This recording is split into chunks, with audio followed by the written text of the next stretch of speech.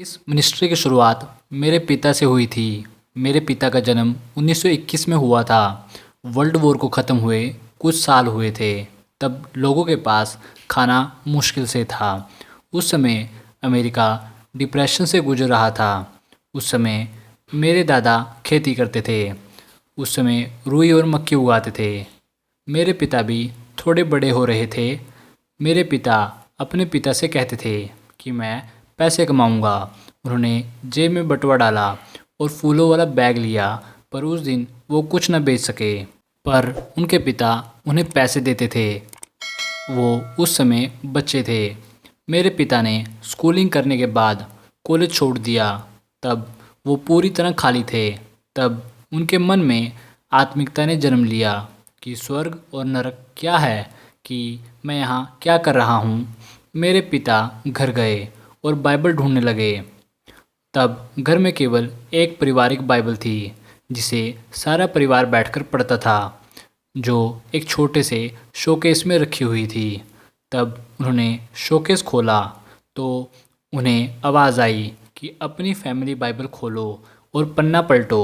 तब मेरे पिता नहीं जानते थे कि वो परमेश्वर की आवाज़ थी। तब उन्होंने पन्ना पलटा। तब बाइबल में यीशु की तस्वीर छपी हुई थी, जिसमें यीशु दरवाज़ा खटखटाते हैं और नीचे लिखा था कि मैं दरवाज़ा खटखटाता हूँ, जो मेरी आवाज़ सुनकर खोलता है, मैं उसके अंदर आऊँगा। तब मेरे पिता नहीं जानते थे कि उन्होंने यीशु के लिए मन का दरवाज़ा खोल दिया है। मेरे पिता की पहली चर्च में 30 लोग आते थे। वो हर किसी को वचन सुनाते थे, चाहे वो गरीब हो चाहे वो कोई भी हो। उन्हें केवल वचन सुनाना था। मेरे पिता अपने स्कूल के दोस्त के घर में गए, उसे वचन बताने लगे। पहले कई बार वो हिचकिचाते थे और वापस लौट आते थे। उन्होंने अपने दोस्त से कहा कि तुम्हें यीशु को ग्रहण करना चाहिए। तब मेरे पिता और उनके दोस्त ने घुटने टेके और पापों की क्षमा के लिए प्रार्थना की, और मेरे पिता वहाँ से चले आए।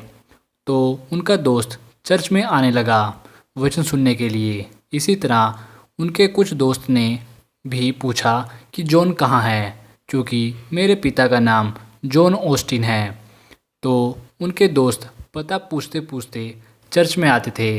तो उन्हें पता लगता था कि मेरे पिता प्रचारक बन चुके हैं। मेरे पिता में बहुत भूख और प्यास थी परमेश्वर को जानने के लिए। जब वो बाइबल पढ़ रहे थे तो उन्हें पता लगा कि इसमें जीवन है, कि पवित्र आत्मा का बपतिस्मा होता है और पवित्र आत्मा के काम होते हैं। पर कुछ पास्टर कहते थे कि पवित्र आत्मा का बपतिस्मा और चंगाई कुछ नहीं होती, कोई चिन्ह और चमत्कार नहीं होते। 1950 और 60 के बीच की बात है। मेरे पिता ने चर्च छोड़ दी और व्यापार करने लगे। वो थोड़ा अच्छा था, पर अब भी वो गरीब थे। वो एक बिजनेसमैन से मिलने गए। उन्होंने यीशु के बारे में बताना शुरू किया, पर बिजनेसमैन ने कहा कि मैं यीशु को जानता हूँ और मानता भी हूँ और लोगों को सिखाता हूँ। और उन्होंने मेरे पिता को एक बड़ी बाइबल दिखाई। तब मेरे पिता घर आए। तब मेरे पिता के मन में फिर से उत्साह भर गया और फिर प्रचार करना शुरू कर दिया। तब मेरे पिता परमेश्वर से प्रार्थना करने लगे और कहते थे कि मैं पहाड़ पर चढ़ चुका हूँ, मैंने आपका पल्ला पकड़ लिया है कि मैं इस नई जनरेशन को आत्मा से भरकर रहूँगा। तब परमेश्वर ने काम करना शुरू कर दिया और लोग पवित्र आत्मा से भरने लगे और लोगों पर पवित्र आत्मा उतरने लगा। जब मेरी बहन का जन्म हुआ, वो एक एबनॉर्मल लड़की थी जिसका दिमाग ठीक से काम नहीं करता था। वो बाकी बच्चों की तरह हाथ पैर नहीं हिलाती थी। जब वो रोती थी तो ऐसा लगता था कि जैसे किसी जानवर की आवाज़ हो। मेरे पिता को 19 साल प्रचार करते हो चुके थे। तो मेरे पिता ने मेरी बहन पर तेल लगाकर प्रार्थना करनी शुरू कर दी कि वह चंगी हो जाए। वो कहते थे कि तुम यीशु मसीह के नाम में चंगी हो चुकी हो। वो परमेश्वर का धन्यवाद करते थे। इसी तरह उन्हें 8 महीने बीत गए। 8 महीने बाद मेरी बहन लीसा पूरी तरह ठीक हो गई और आज तक ठीक है। मेरी बहन स्कूल कॉलेज की पढ़ाई पूरी कर चुकी है। उस समय मेरे पिता की चर्च में वोट हुई कि चर्च रहेगी या नहीं। वोट का चेयरमैन अपनी पत्नी के साथ चर्च में आया। तब उसकी पत्नी पवित्र आत्मा से भर गई। सब लोग बाइबल के वचन को मानते थे पर चंगाई को नहीं। तब मेरे पिता जीत गए। तब मेरे पिता ने चर्च को कहीं और शिफ्ट करने का फैसला लिया। उस समय इतने पैसे नहीं थे कि वो एक नई जगह खरीद सके, पर उन्हें एक छोटी सी जगह मिली जो कि जानवरों का फीड स्टोर था, जहां जानवरों के लिए चारा रखा जाता था। वहां के फर्श पर बड़े बड़े गड्ढे पड़े हुए थे। चर्च में चारों तरफ जाले लगे हुए थे। परमेश्वर के अनुग्रह से चर्च बढ़ी और वहाँ भी बढ़ी जहाँ लोग सोच नहीं सकते थे।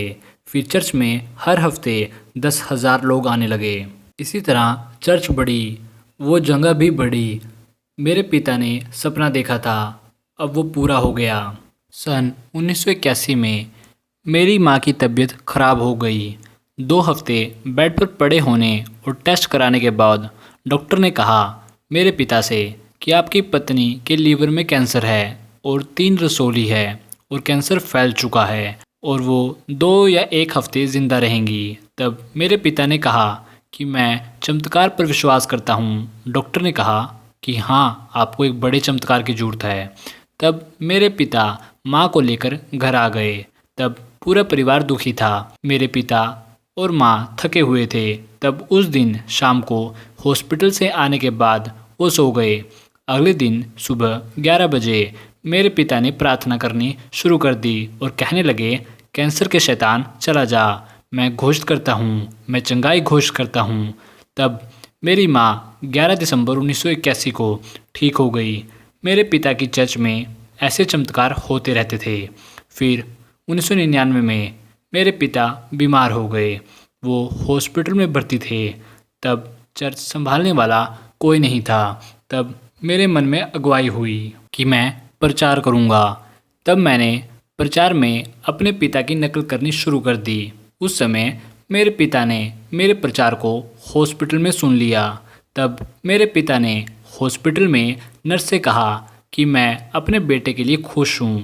तब 23 जनवरी 1999 को हार्ट अटैक से वो परमेश्वर के पास चले गए। उस समय उनकी उम्र 77 साल की थी। वो अपना काम पूरा कर चुके थे।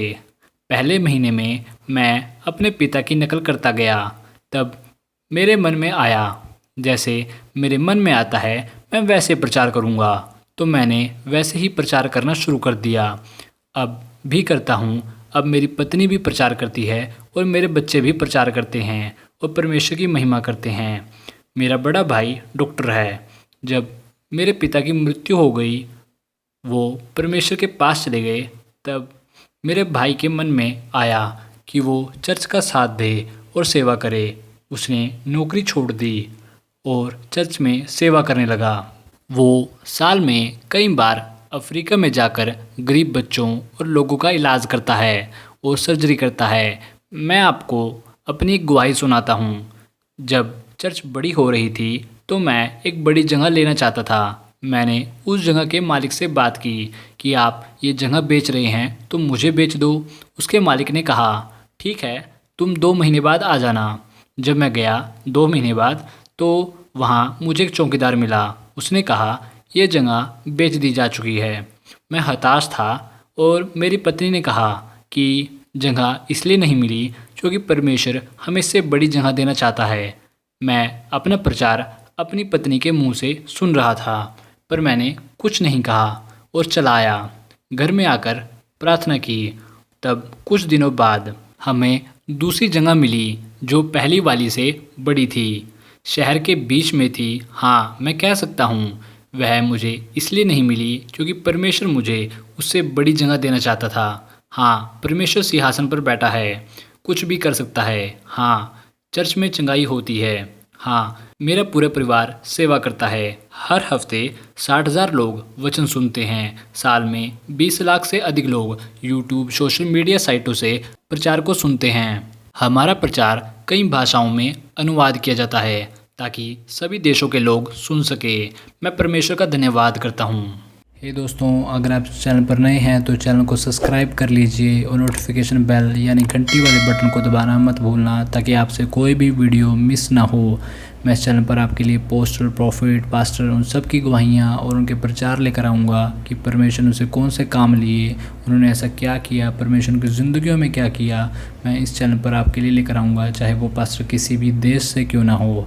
और आखिरी और ज़रूरी बात, इस चैनल को अपने मसीह भाई बहनों और अपने चर्च के लोगों के साथ बांटना मत भूलना, ताकि वे सब मसीह में बढ़ते जाएं और विश्वास में बढ़ते जाएं। तो मिलते हैं दोस्तों अगले हफ्ते। अलविदा।